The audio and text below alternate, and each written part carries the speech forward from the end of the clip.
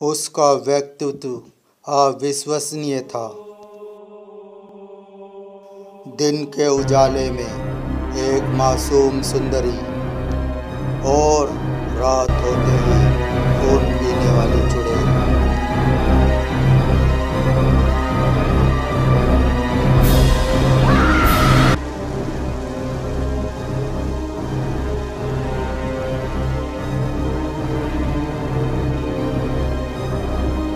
उसने अपनी सुंदरता बरकरार रखने के लिए जादू टोने का ऐसा सहारा लिया कि पूरा संसार दहल गया।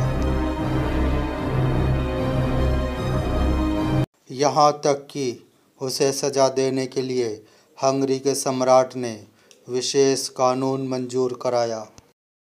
सन 1604 के दिसंबर माह का सर्द और खामोश महीना, बर्फीली हवाएं चल रही थी।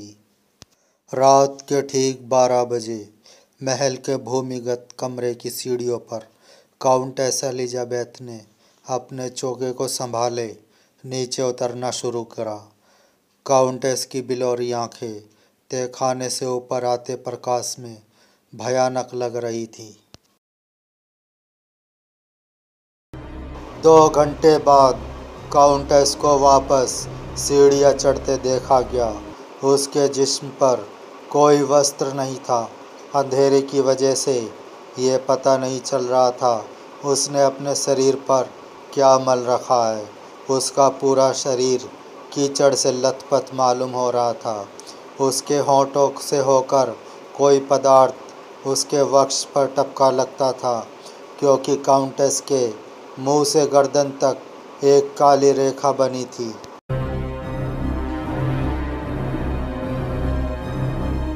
जब काउंटेस अपने कमरे की ओर बढ़ी तो दासी वेरोनिका ने देखा उसके बालों से भी बहुत गाढ़ी बूंदें टपक रही थी। वेरोनिका चलकर उन बूंदों तक गई।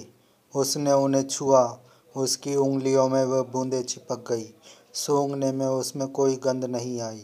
वह गलियारे में लगी मशाल तक गई। रोशनी में उसने देखा उसका हाथ खून से भरा था। 4 माह बाद वेरोनिका ने पता लगाने में कामयाबी हासिल कर ही ली कि तहखाने में क्या होता है। उसने वहाँ जो कुछ देखा वह उसे सन 1607 तक किसी को भी नहीं बता सकी। वेरोनिका दहशत से गूंगी हो गई थी।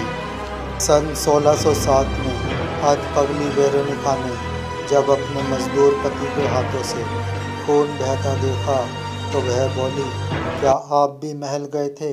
आपने देखा कि किस प्रकार काउंटेस खून पीती है और खून से नहाती है। वेरोनिका का पति विल्मर घबरा गया। वह अपनी पत्नी को हंगरी से दूर ले गया, इस डर से कहीं उसकी अधपगली बीवी की बकवास उसे मरवा ना दे। मगर सन 1609 के अंतिम महीने में विल्मर ने सुना हंगरी में कार्पेथियन पहाड़ियों पर स्थित सेजदे महल के परकोटे के पास 4 लड़कियों की लाशें पाई गई। लाशों में खून की एक भी बूंद बाकी नहीं थी। उनके पैरों, हाथों तथा ऊपरी शरीर में विभिन्न जगहों पर छेद थे। ये सभी लड़कियां काउंटेस एलिजाबेथ बेथारी के पास सामाजिक शिष्टाचार सीखने आती थी। क्रोध से भरे ग्रामीणों ने हंगरी के सम्राट मैथियस द्वितीय से शिकायत की। उन्होंने जासूसों से पता लगाया तो ऐसा रहस्य खुला, खुद सम्राट भी चकरा गए। जासूसों का कहना था कि महल के तहखाने में 20 लाशें और हैं। सभी कुंवारी लड़कियों की है। सभी की मौत खून बहने से हुई है। सभी के जिस्मों में तमाम छेद हैं। जासूसों ने बताया कि महल में छत से लगी कड़ियों में जंजीरें बांधकर जवान लड़कियों को लटकाया जाता था। नीचे एक टब रखा जाता था। टब में निर्वस्त्र होकर काउंटेस बैठ जाती थी। फिर सैनिक तलवारों से तीखे वार करके लड़कियों के जिस्म छलनी कर देते थे। खून की धारें फुहारों की तरह नीचे गिरती थी। नीचे बैठी महारानी उसमें नहाती थी। यही नहीं, अपने हाथ में एक कांच का गिलास पकड़े काउंटेस उसमें खून भर भर कर पीती भी रहती थी।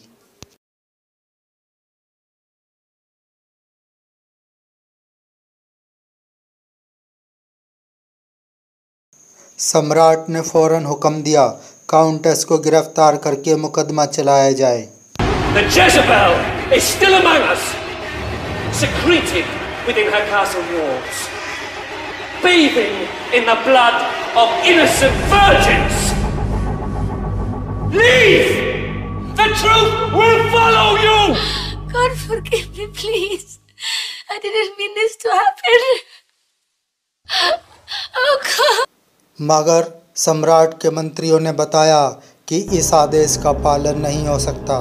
काउंटेस को गिरफ्तार करने का कानून में कोई प्रावधान था ही नहीं। इसलिए कानून में परिवर्तन किए गए। काउंटेस को पकड़ लिया गया। काउंटेस के महल के तहखाने पर छापा मारा गया। वहां दीवारों में चिनी हुई कई लाशें मिली जिन्हें मरे हुए ज़्यादा वक्त नहीं हुआ था। लाशों ने सड़ना शुरू ही किया था। अलबत्ता तहखाने के फर्श से निकले कमसिन लड़कियों के कंकालों की गिनती नहीं की जा सकी। पिछले 5 सालों में कंकालों की हड्डियां तक गलने लगी थी। फिर भी मोटा अनुमान लगाया गया कि पिछले अरसे में काउंटेस ने कम से कम 600 कन्याओं का वध अवश्य कराया था। महल की दासियों तथा सेवकों के बयानों से एक अनोखी कहानी सामने आई। सन 1604 में जब काउंटेस के पति की मौत हुई तो वह 43 साल की थी। वह अकेलेपन से बहुत घबराती थी, इसलिए उसने दोबारा शादी करने की सोची। मगर उसके चेहरे पर झुर्रियाँ आने लगी थी। हाथ पैरों की त्वचा में सिलबटें पड़ने लगी थी। एक बार जब वह महल के भीतर ही टहल रही थी, एक दासी उससे टकरा गई। गुस्से में काउंटेस एलिजाबेथ ने उसे तमाचा जड़। तमाचा इतनी जोर से मारा कि दासी की नाक फूट गई। कुछ खून काउंटेस के हाथ पर भी लगा। जहां उस दासी का खून लगा था वहां की खाल काउंटेस को जवान से लगी। बस काउंटेस को लगा कि जवानी कायम रखने का यही तरीका है। उसने अपने जादू टोना सलाहकारों से भी परामर्श किया।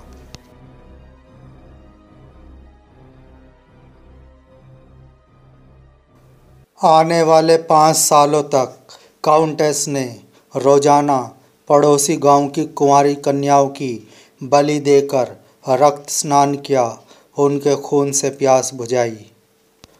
मगर 1609 में काउंटेस को लगा कि खून पीने तथा रक्त स्नान से बहुत ज़्यादा लाभ नज़र नहीं आ रहा। उसके ओझाओं की राय में ऐसा इसलिए हो रहा था क्योंकि ग्रामीण लड़कियों के खून में कमी थी। उन्होंने यकीन दिलाया कि अगर ऊंचे घरानों की कन्याएं लाई जाए तो ज़रूर फ़ायदा होगा। आखिरकार काउंटेस ने अनेक उच्च घरानों तथा कुछ जमींदारों की लड़कियों को यह कहकर अपने महल में लाने में सफलता प्राप्त कर ही ली कि उन्हें शिष्टाचार सिखाया जाएगा। कुल 25 लड़कियों का पहला जत्था महल में पढ़ने आया। चंद ही दिनों में एक एक करके लड़कियां गायब होने लगी। इस पर एलिजाबेथ ने लड़कियों पर ही गलती मढ़ी और कहा शायद चोरी छिपे लड़कियां घूमने जाती होंगी और शायद जंगली जानवरों का शिकार बन गई। हंगरी की मूल नागरिक एलिजाबेथ बेथारी का जन्म 1561 में हुआ था। वह बेहद सुंदर थी, वैसे ही बना रहना चाहती थी। 15 साल की उम्र में एक शाही अफसर से उसका विवाह हुआ था। बाद में वह महल में ही रहने लगी। रियासत से उसे काउंटेस का खिताब मिला। राज दरबार में उसकी हैसियत सभासदों से भी ऊंची थी। सन 1610 में हंगरी के सम्राट के दरबार में उस पर खुला मुकदमा चलाया गया। गवाहों को एक पर्दे के पीछे छुपाकर बयान लिए गए। उसी दिन सम्राट ने एलिजाबेथ के लिए एक भीषण कारावास की सजा तजवीज़ की। The Jezebel is still among us, secreted within her castle walls, bathing in the blood of innocent virgins. Leave! The truth will follow you! God forgive me, please.